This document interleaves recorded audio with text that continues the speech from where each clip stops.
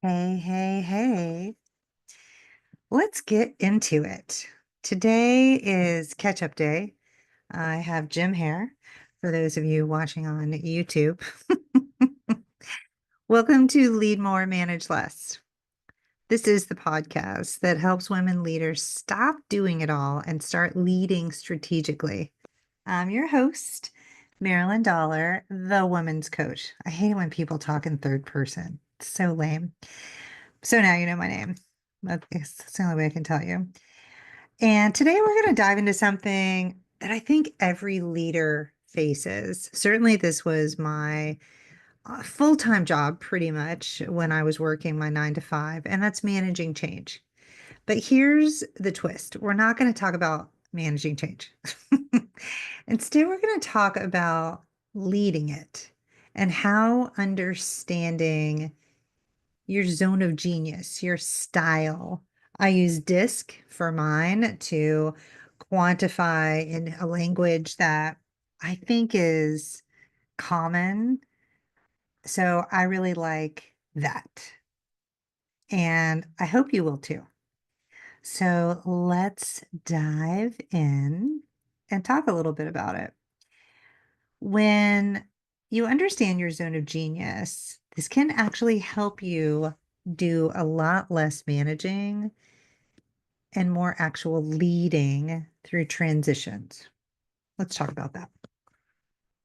So, what I call this is the change challenge. What I hear from women leaders all the time is they don't know where they need to go. Wait, that's not. They do know where they need to go, but their team doesn't know where they need to go. So it's like the leader has this vision, and the vision is X. Let's say, hey, let's create a marketing portal. And the team is like, oh, yeah, okay, cool. But they're not on board. And so the leader gets super frustrated, right? Or here's something else I hear all the time. Oh, I've got this great idea and I'm ready to move fast, but everything feels stuck. It feels like we have so many other projects that take priority. I know if we could do this one thing, right? Sound familiar? And that's how I felt. Probably in my last 3 projects, I was like, oh, this is going to be such a game changer. But it was so hard managing change. And I didn't really have a lot of tools at the time. Now that I've used the disc, I'll tell you, it's been a game changer. I really like it a lot. So let me ask you something.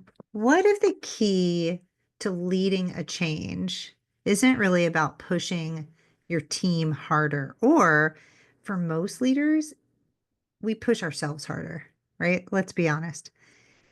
Many times you'll push harder just to give your team relief. But really, it's about understanding how different people naturally handle change. Some people like change. I grew up in a Navy brat, right? We moved anywhere there was a beach, pretty much. Virginia Beach, Pensacola Beach, the Azores, Spain, any place there was a beach, pretty much I feel like I lived. That set me up for a life of naturally handling change. I also now know that I'm a very high DI style. And so I like to keep things moving. I don't like the same routine every day. It's also why I became an entrepreneur. I like a new problem, a new challenge every day. That brings me a lot of energy. And that has been where the disc has really helped me. And it's given me a language that I can use with my clients. So it's been a game changer, not only for me and learning about my own style, but how I can talk to them about their style. So what is DISC? I know. DISC it's another one of those kind of personality assessment tests. But what I love about it is they actually use research. They change their questions based on the research. I was at a company for, let's say, a decade plus, and let's say we answered questions for a decade plus every year. And you know what? They never changed. Not one time in at least 10 years. Same questions, same research. Times have changed. research has proven we have a whole new workforce out there now. So let me tell you a little bit about DiSC and how I think it's really useful. Think about like different styles of dancing, right? So I was just telling someone the other day, I'm a great dancer when I have a dance partner who's leading. But get me on the floor and try to do hip hop. Nope, I'm out. But my son could do hip hop all day long. So everybody has their natural rhythm, their natural style. So a D style, they're kind of like speed walkers if you think about exercise, right? They want to get there fast, they want to see results now. They're in the moment, in the motion, they've got a great idea, and they don't understand why people aren't coming along with them. That's a D style. Just think when you're walking to work, you just got off the train and it's Chicago in January. You are walking fast for sure. That's a D style. Even my husband, who I think is an SC style, walks like a D style in January in Chicago. The I style, they're kind of like the party starters. They get people excited, they bring energy to change. They're the cheerleaders. They're the ones after a big project that like to celebrate. Maybe they're doing a conga line dance through the office. We worked with someone and she was so funny. Sometimes she would wear costumes in the office and just run through the office. It was a nice break to the day for sure. The S styles, they're more like your ballroom dancers. They're very smooth, they're steady, they're supportive, and they keep things flowing. They're the ones you can hand off a project to. They're going to check the box. They're going to come in every day and methodically work towards the something. And they don't get bored with that. As a matter of fact, that makes them feel content, safe, balanced, grounded. And then the C styles, think of them as like chess players. They're not going to be dancing. They're probably not going to be at many parties. They want to understand every move before they make it. Think of somebody that prepares the report, does the research, maybe pokes holes in theories when you're in a brainstorming meeting. Those are the basic four styles. So one of my clients, let's call her Lisa. I think maybe you'll relate to this. Lisa was a COO, mid-sized company, and she was trying to implement AI. Classic D. And surprisingly, many leaders fall into the DI style from what I've worked with so far. And as she was implementing this AI, she's like, oh my gosh, this is going to be so great. We're already behind. We need to hurry up. We need to sprint forward. But her team was barely able to walk beside her on this. They were stumbling. They didn't know where to start. There was a lot of ambiguity, as there is when you're starting something new. And she started having meetings. She was really excited. Hey, let's go do this. And it wasn't working. So I came in, I did a DiSC training. Here's how I do DiSC. I come in, I meet with the leader. Typically, I'm coaching the leader one-on-one already, and I'm hearing her talk a lot about her team not doing the work, not keeping up. When it's what I know a lot of times is a small shift in leadership style, a little bit of training, resilience, and pouring into your team gives them such a boost. So here's what I did. I came in, I met with her. I said, let's do a DiSC training for your team.